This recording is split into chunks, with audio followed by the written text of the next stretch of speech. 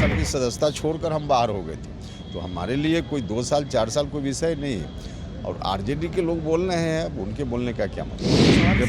वो जितना जाएंगे उतना ही उनकी पार्टी और कमज़ोर हो। कोई मतलब नहीं है उनके जाने का, निजी बयान उनका है। अब कोई पार्टी का बयान हो तो उस पर हम लोग प्रतिक्रिया दें। अब कोई व्यक्ति निजी बयान दे रहा है, वह जाने। इस फाउंडेशन देख रहे हैं आप, मैं हूँ आपके साथ धीरज सिंह। राज्यसभा सांसद बनने के बाद आरएलएम प्रमुख उपेंद्र कुशवाहा पहली बार दिल्ली पहुंचे हुए हैं। भव्य स्वागत किया गया। सर, क्या कहेंगे? दिल्ली पहली बार पहुंचे राज्यसभा बनने का, क्या कहेंगे? दिल्ली आना जाना मेरे लिए कोई नया तो है नहीं। हाँ, फिर से राज्यसभा की सदस्यता के बाद पहली बार दिल्ली आए हैं, तो इसको तो एक अवसर के रूप में हम देख रहे हैं कि लोगों की आवाज़ को उठाना, जनता के मुद्दों को उठाने का एक बड़ा अवसर है। और इस अवसर का इस्तेमाल करके हर इशूज़ को हम उठाएंगे, लोगों की आवाज़ को यहाँ पहुँचाएंगे। हालांकि आप इस मुद्दे पे पहले भी बोल चुके हैं। आरजेडी की ओर से सवाल उठाया जाता है कि मनन कुमार मिश्रा थे इसलिए उनको 4 साल का भेजा गया, आप उपेंद्र कुशवाहा थे इसलिए 2 साल का राज्यसभा भेजा गया। देखिए, ये सब कोई मतलब नहीं है। अब आरजेडी वालों को पता होना चाहिए कि 4 साल 2 साल मेरे लिए कोई अर्थ नहीं।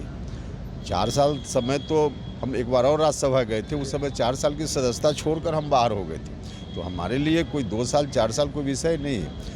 और आरजेडी के लोग बोल रहे हैं, अब उनके बोलने का क्या मतलब? एक सवाल है सर कि तेजस्वी यादव बिहार दौरे पर अब निकल रहे हैं सितंबर के महीने से, क्या कहेंगे? लगता है कि आगामी जो विधानसभा चुनाव होता है उसके प्रभाव पड़ेगा कुछ? नहीं, देखिए, वो जितना जाएंगे उतना ही उनकी पार्टी और कमज़ोर हो। कोई मतलब नहीं है उनके जाने का। वो जाते रहें, उनका काम है, विपक्ष का जाएं, उसमें कोई रोक तो है नहीं, लेकिन उससे कोई उनको लाभ नहीं। जनगणना को लेकर कल आरजेडी पूरे बिहार में प्रदर्शन की थी। तेजस्वी यादव भी पटना में बैठे हुए थे।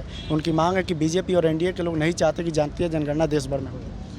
नहीं, देखिए, इशू बनाना चाहते हैं और इस इशू का लाभ उनको विधानसभा चुनाव में मिले, यह उनकी कोशिश है। लेकिन यह इशू सिर्फ एक पार्टी का नहीं है। बिहार में तो तमाम राजनीतिक दल के लोगों ने मिलकर इस काम को किया है, जिसमें भारतीय जनता पार्टी भी शामिल रही है, जिसमें जेडीयू भी शामिल है, जिसमें बाकी सब पार्टियां शामिल हैं। तो इसलिए इस इशू को उठा करके मुद्दा बना करके चाहते हैं आरजेडी के लोग कि राजनीतिक लाभ लें। बिल्कुल नहीं मिल सकता।